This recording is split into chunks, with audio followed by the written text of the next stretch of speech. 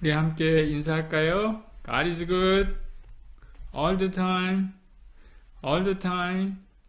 파이썬으로 배우는 데이터 구조 시간에 오신 여러분을 환영합니다. 하나님께서 여러분을 사랑하시고요. 저도 여러분을 사랑하고 축복합니다. 오늘은 더블 해싱, 리해싱에 대해서 공부합니다. 재밌었으면 좋겠습니다. 여러분들 모두 건강하시죠? 예. 해싱은 정말 좋은 데이터 스트럭처거든요. 알고리즘 배울 때도 계속 이 해싱에 대해서 이야기할 겁니다. 여러분들 잘 배웠으면 좋겠어요.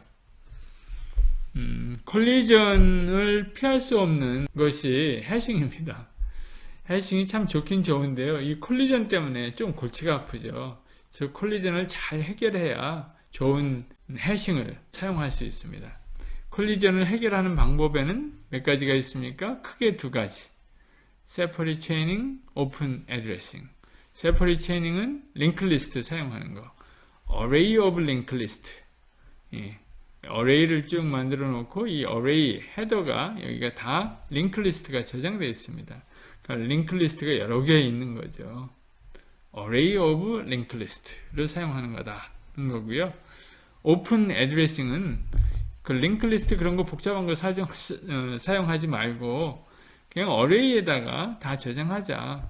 그 다음에 어레이에 빈데 오픈돼 있는데 가서 저장하겠다. 충돌이 일어나면 그런 겁니다.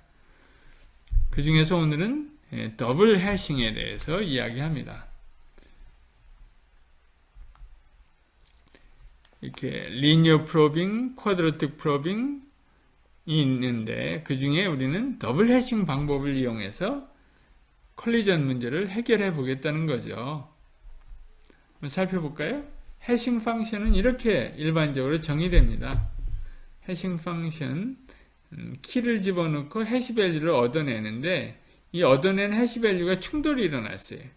그러면 오리지널 해시 밸류 플러스 펑션을 하나 더 집어넣는 거예요. 그래서 다시 한번 시도해보고 또 다시 시도해보고 또 다시 시도해보는 게 i입니다. 그러니까 i가 증가하는 거죠. 물론 처음에 시도했을 때 잘 되면 좋겠죠. 그러면 맨 처음에는 이거를 그냥 사용하는 거예요. 다만 우리가 사용한 해시 펑션의 해시 값이 충돌이 일어나면 뭔가 하나 더하자는 거예요. 이 더하는 값이 또 다른 h'(x) h'(k) 또 다른 해시 펑션을 만들어서 더해보자는 겁니다. 지금까지는 뭐 1, 2, 3 뭐 이런 것들을 더해봤는데 1, 4, 9, 16 이런 것들을 더해봤는데 이번에는 조금 다르게 해시 펑션을 한번 더 써보자는 거예요. 특이한 아이디어죠. 근데 이 해시 펑션을 더할 때 요거랑 똑같은 해시 펑션을 쓰는 것보다는 그러면은 뭐 의미가 별로 없잖아요. 그러니까 이 해시 펑션보다 조금 작은 해시 펑션을 써보자는 거예요. 여기 소개해 보겠습니다. 뭐가 굿 초이스냐 이런 거예요. 근데 그 f of i는 i 곱하기 또 다른 새로운 해시 펑션에 i를 곱하자는 거예요. 그러니까 첫 번째, 두 번째, 세 번째 이렇게 곱해 나가는 거죠. 예. 그 다음에 여기 해시 펑션이 들어가는 거죠. 뭐 여기다가 뭐 제곱을 곱해줘도 되겠지만 그럴 필요까지는 없는 것 같아요. 그냥 리니어하게 1, 2, 3, 4 나가고 h 프라임 x 또 다른 해시 펑션을 곱해주면 되겠다. 그런데 이 또 다른 해시 펑션은 어떻게 만들면 좋겠습니까? 하는 거예요. Good choice for h 프라임 x 이렇게 만들어 보자는 거예요. h 프라임 x는 어떤 r 마이너스 여기 x mod r 여기 x는 물론 키 값입니다. 키. 근데 키 값인데 요 r은 뭐예요? r은 프라임 넘버인데 less than table size. 그러니까 테이블 사이즈도 프라임 넘버였잖아요. 그죠? 근데 그거보다 작은 프라임 넘버를 사용하는 게 좋겠다. 예를 들어서 테이블 사이즈가 지금 11이다. 그럼 그 다음 하나 작은 그건 7이면 되겠죠. 지금 현재 7이라고 하면 뭐 5를 쓰고 뭐 19 지금 테이블 사이즈라 그러면 뭐 17을 쓴다든가 뭐 7을 쓴다든가 5를 쓴다든가 하여튼 지금 현재 테이블 사이즈보다 작은 프라임 넘버를 쓰면 좋겠다는 겁니다. 그러면 이 해시 펑션이 정의된다는 거예요. 한번 해볼까요? 지금 여기 h 프라임 x r 마이너스 x mod r는 여기입니다. 여기. 여기부터 시작해 볼까요? 지금 키가 들어와서 그것을 mod 10으로 해봤어요. 그 r은 7이라고 그럽니다. 여기는 계산하기 좋게 그냥 프라임 넘버 써야 되는데 계산하기 좋게 10으로 썼어요. 그래야 나머지를 쉽게 계산할 거 아니에요. 49이라고 하면 mod 10이니까 나머지는 9이잖아요. 9.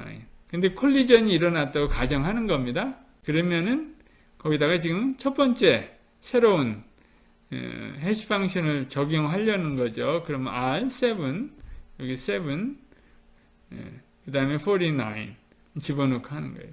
그럼 여기 9은 항상 일정하게 9입니다. 9 그 다음에 1 그리고 6를 계산하는 겁니다.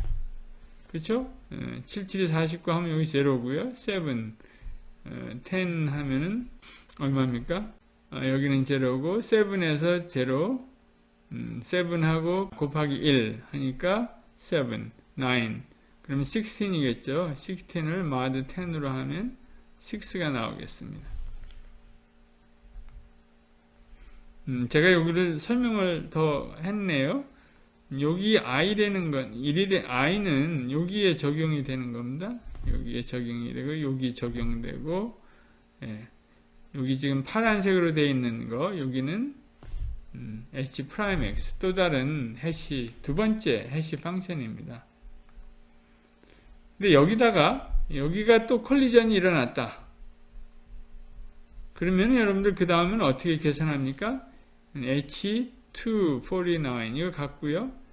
여기 다 같죠. 다 같고 여기 1 대신 2가 되고 여기는 또 다 같은 거예요.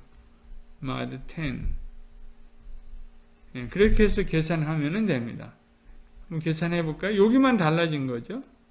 2가 된 거예요. 그럼 여기 얼마가 나왔습니까? 7 mod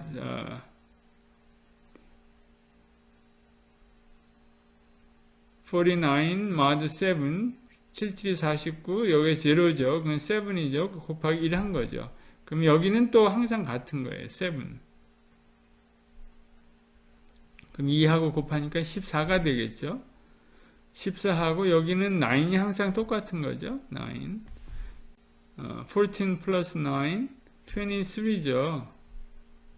mod 10 3이 나왔죠.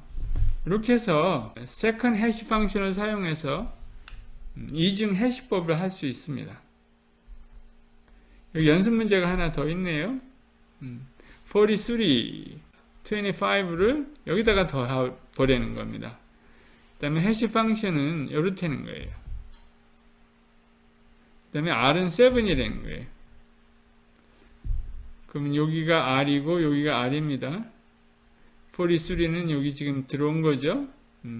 43 mod 13 하니까 얼마가 나왔습니까?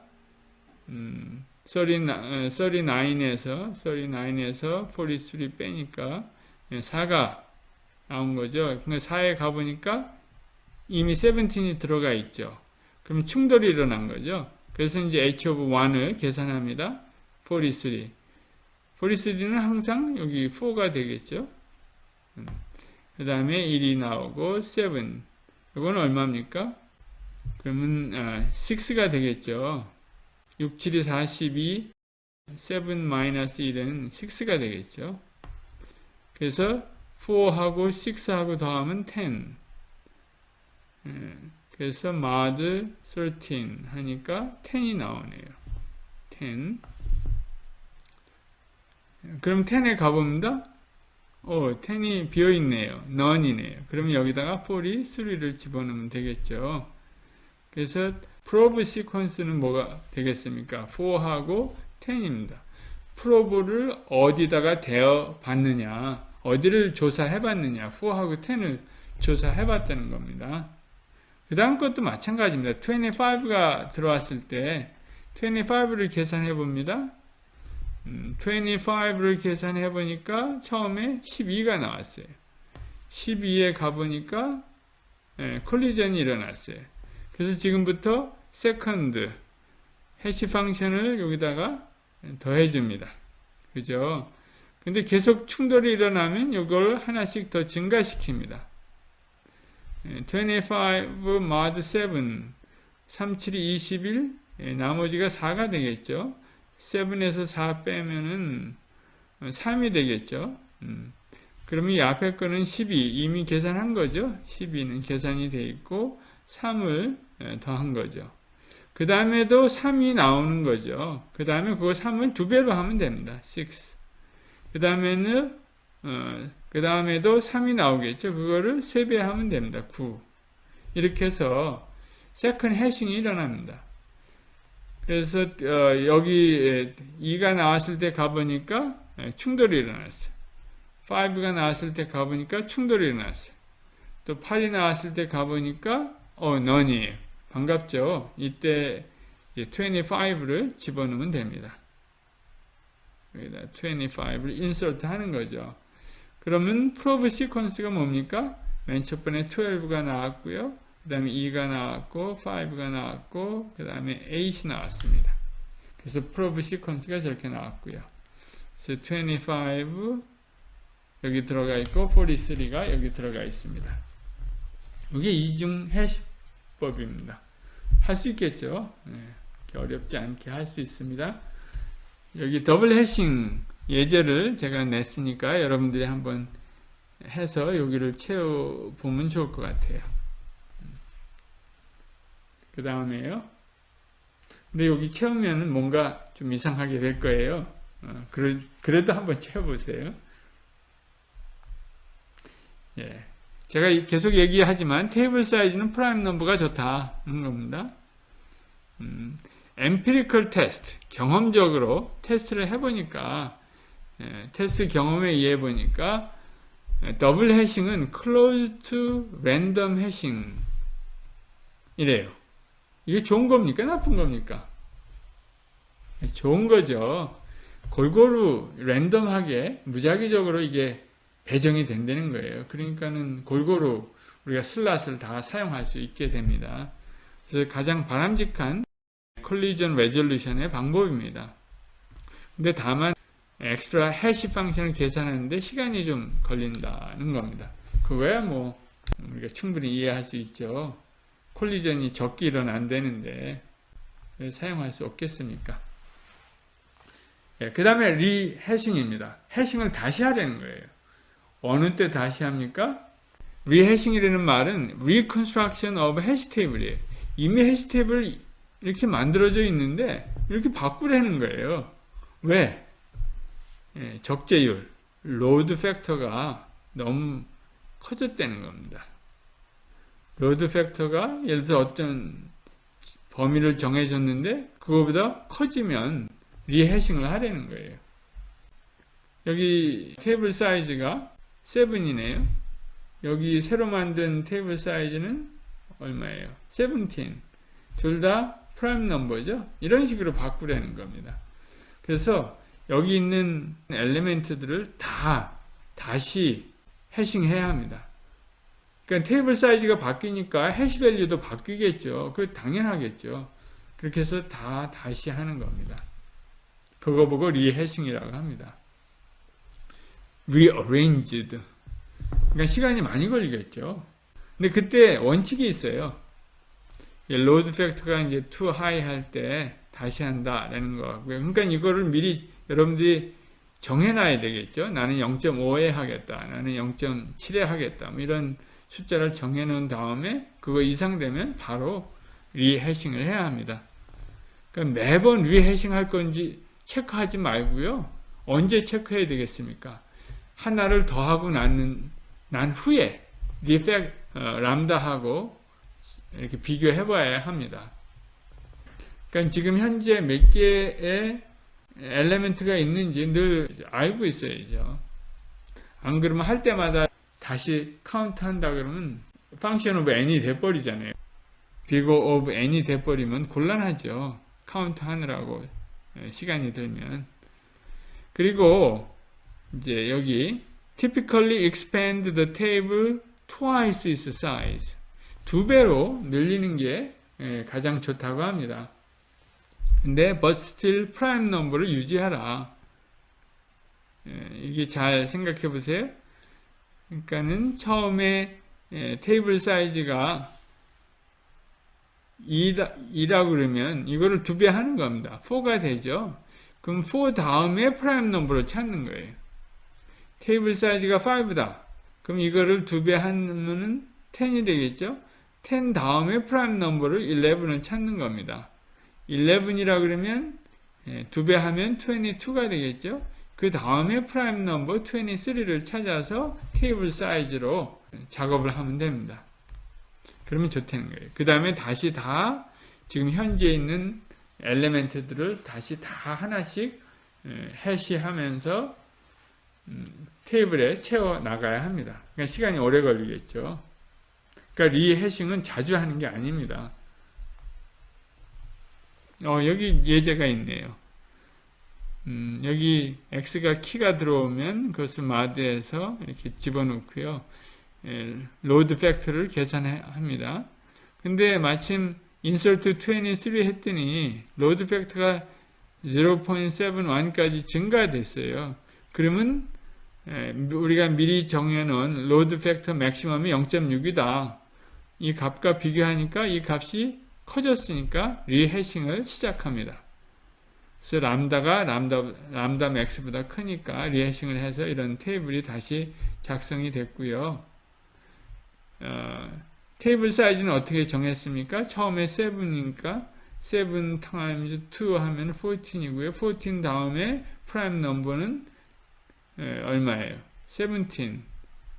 17이 그 두 번째 테이블 사이즈로 정해진 것입니다. 그리고 로드 팩터를 계산해 보니까 0.29밖에 안 되는 거예요. 그러면 충분히 이런데 인설트가 가능하겠죠. 그러면은 해싱의 목적인 figure of one, time complexity를 가지고 작업을 계속 해나갈 수 있습니다. 해싱 어널리시스, 로드 팩터에 대해서 제가 여러 번 말씀드렸고요. 그 다음에 람다가 스몰 해야 된다.